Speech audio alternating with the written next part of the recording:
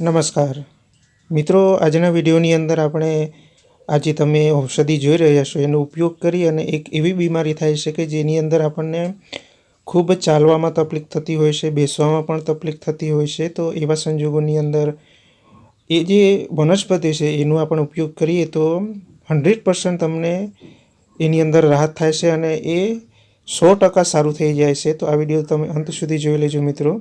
જો કે આ જે ઔષધિ છે એની ઓળખ પણ આપણે કરી લઈશું. જો કે એ વનસ્પતિ આપણને ખૂબ પ્રમાણમાં મળી પણ જાય છે અને તમે જોઈને તમને ખ્યાલ પણ આવી ચૂક્યો હશે કે આ ખરેખર કઈ ઔષધિ છે.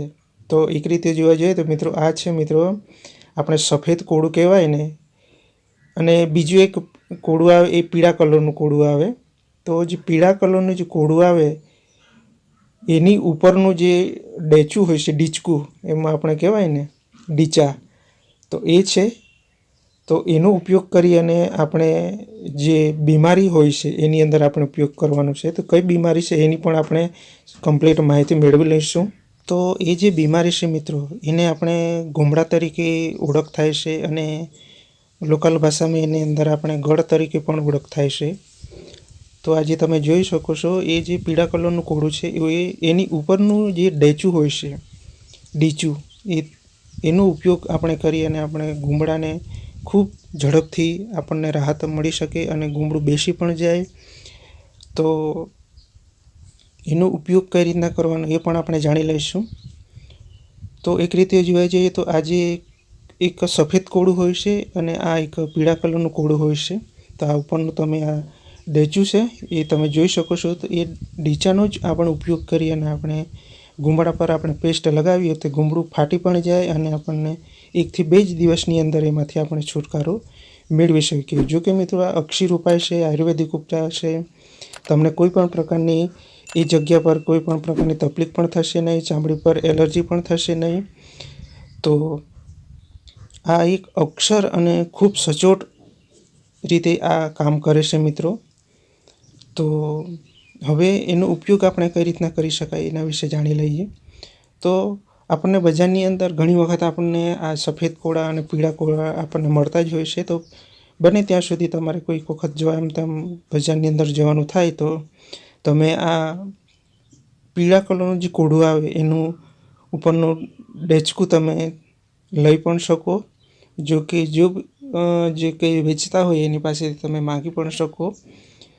તો એનો ઉપયોગ આપણે કરી અને આપણે ગુમડું થાય અને એ જગ્યા પર એને આપણે પેસ્ટ લગાવીએ તો આપણને ખૂબ ઝડપથી એની અંદર છુટકારો મળી શકે. તો આ રીતના તમે જોઈ શકો છો એની અંદર થોડો ગર હોય છે મિત્રો. જો કે ખૂબ કઠણ હોય છે મિત્રો. જલ્દી એ આજે ખરાબ પણ થતું નથી અને ખૂબ જ આપણને ઝડપથી પરિણામ આપી શકે છે મિત્રો. જો કે સફેદ કલરનું જે કોળું આવે એનું ડેચકું લેવાનું નથી. આપણે પીળા કલરનું જે કોળું આવે ને એનું જ આપણે આ ડીચું લેવાનું છે. એનું ખાસ ધ્યાન રાખજો. જો કે સફેદ કલરના કોળાનું ડેચું હોય એનો ઉપયોગ નથી કરવાનો. આપણે પીળા કલરનું જે કોળું આવે ને એના જ ડીચાનો આપણે ઉપયોગ કરવાનો છે, એટલું ખાસ ધ્યાન રાખજો. તો આ રીતે તમે એની ઉપર પણ ગર હોય છે.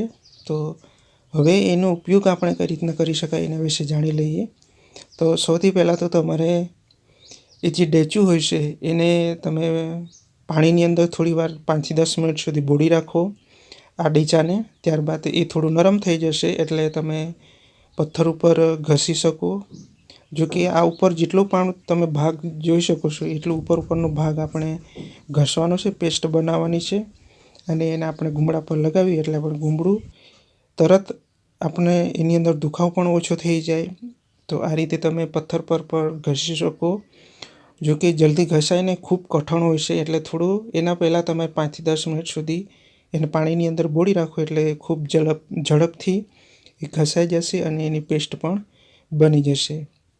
ત્યારબાદ એ તમારે પેસ્ટ જે જગ્યા પર તમને ગુમડું હોય એ જગ્યા પર તમે લગાવો એટલે ગુમડાની અંદર દુખાવો પણ ઓછો થઈ જશે, ગુમડું પણ બેસી જશે અને ગુમડાની અંદર જે કંઈ તકલીફ હોય એ ફાટી અને ખૂબ રાહતનો અનુભવ પણ થઈ શકશે. એટલે એકદમ એની અંદર આપણને છુટકારો મેળવી શકાય.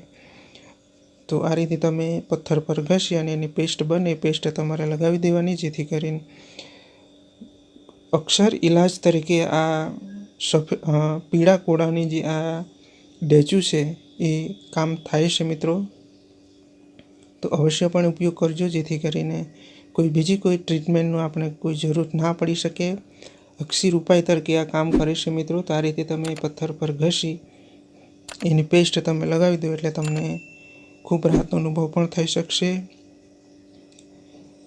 તો આ વિડીયોની અંદર એ જ હતો કે આપણે પીળા કોળાનું જે ડેચું છે, ડીચું, એનો ઉપયોગ કરી અને આપણે ગળ ગુમડા થાય એની ઉપર આપણે લગાવીએ તે ગુમડું બેસી જાય અને 1 થી 2 જ દિવસની અંદર એની આપણે છુટકારો મેળવી શકીએ. તો આ વિડીયો તમને કેવું લાગ્યું જરૂરથી જણાવજો. અને મિત્રો, તમે જો ચેનલ પર પહેલી વખત હો, તમને આવી જ આયુર્વેદિક ઔષધિઓ વનસ્પતિ વિશે જાણવાની ઈચ્છા હોય, જિજ્ઞાસા હોય, તો ચેનલને સબસ્ક્રાઈબ પણ કરી દેજો. તો મળીએ બીજા વિડીયોની અંદર આવી જ કોઈ અદ્ભુત નવી જડીબુટ્ટીઓ વિશે. ત્યાં સુધી મારા તમામ દર્શક મિત્રોને જય શ્રી કૃષ્ણ. રાધે રાધે.